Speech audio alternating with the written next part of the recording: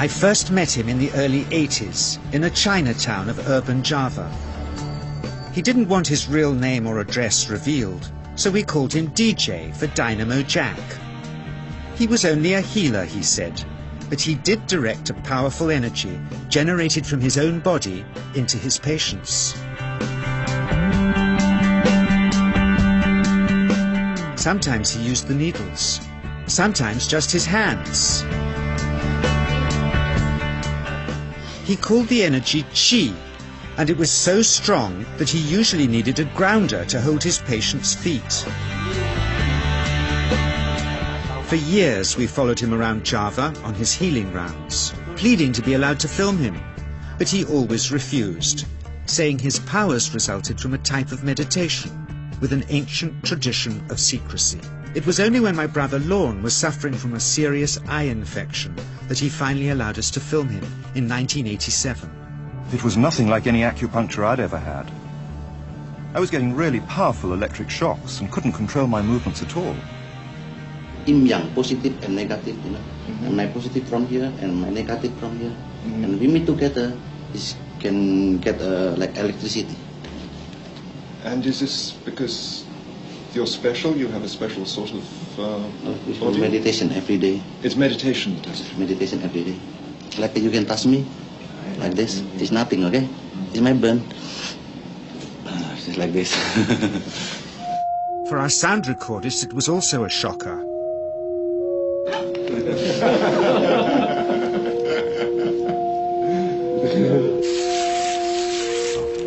He then took our newspaper outside and showed us how Qi can also be used to set things on fire.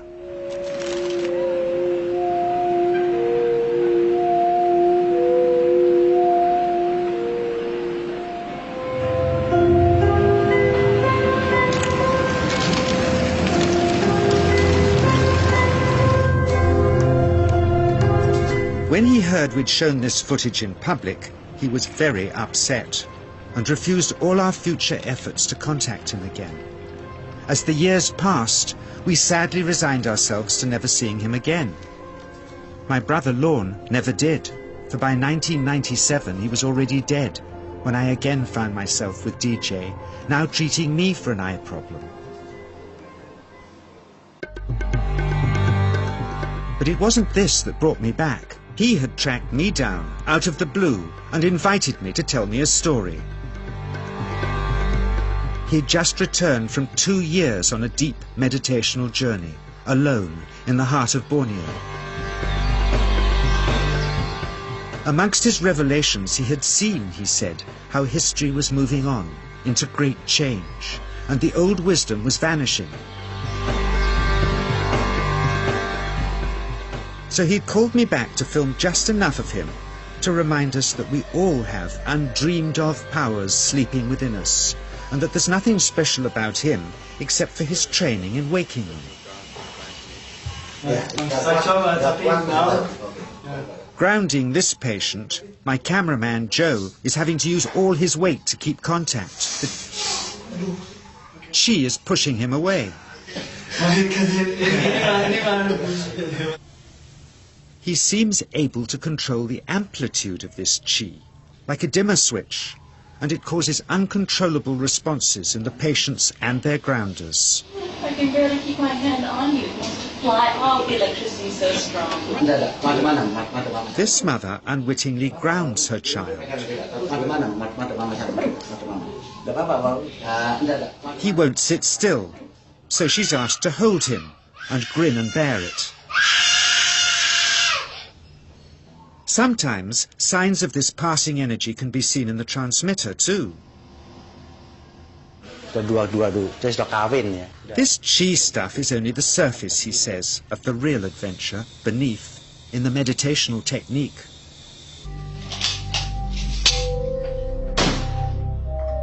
Projecting Qi from the palm of the hand can also be used to resist rifle pellets, he says.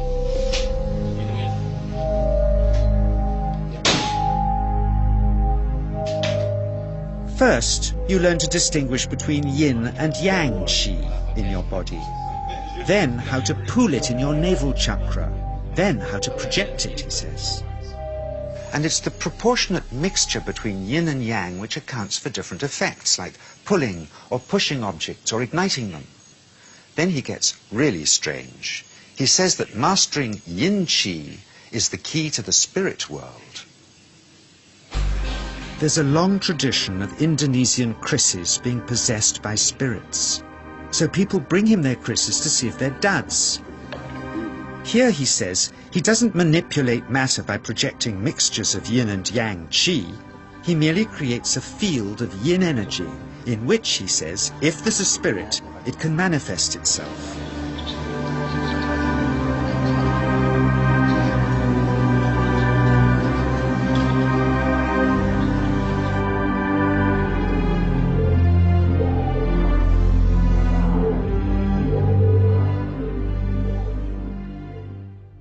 So I invited a small group of scientists back from the United States with measuring equipment to test if DJ was for real. And if so, where might this energy belong on the electromagnetic spectrum? Catherine Cook, CEO of the Mind Science Foundation in Texas. Dr. Roger Nilsson, a Swedish medic and international racing sailor. Dr. Greg Simpson, a physicist from New York's Albert Einstein University, and Andreas Polak, one of DJ's Australian students. The visitors are confident they'll uncover him as a fraud in no time. Greg is the first guinea pig, and he's uncomfortable about showing that he can feel anything at all. Dr. Roger doesn't know what to expect.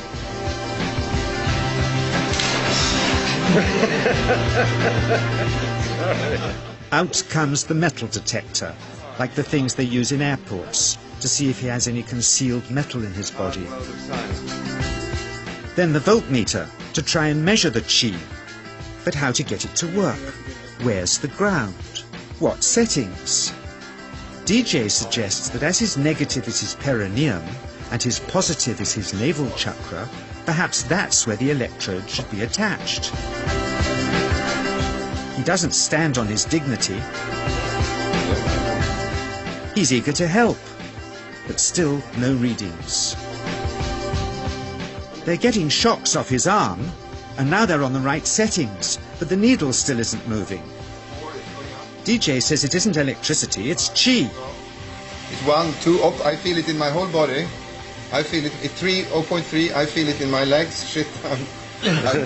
But suspecting there's some tricky setup on his premises they can't find, they insist we all go to a randomly chosen hotel room several miles away to see if he can light a light bulb with his fingers. It doesn't ground on the wall. So Greg holds and grounds one wire, while DJ pumps qi through the other. The bulbs are LEDs, light-emitting diodes, which ignite in different colors according to the intensity of current. Yes. On, off, on. Brilliant. Oh, you're blinking. Things were going well. DJ was enjoying it too, until he invited us all out to lunch at his local, where he tried to push a chopstick through the table. He couldn't get it through the Formica surface, so he came up through an inch of wood from underneath.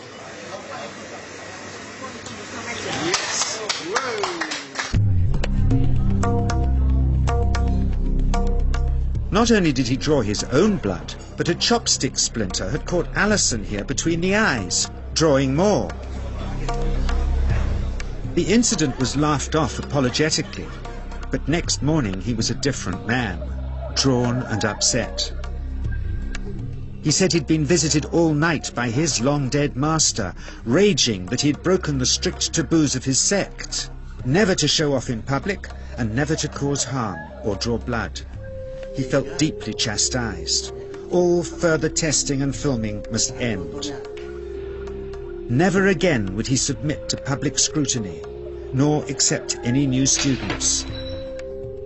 He would sink from sight and continue his healing in obscurity, as he had done since before we met him in the early 80s and had always told us was right.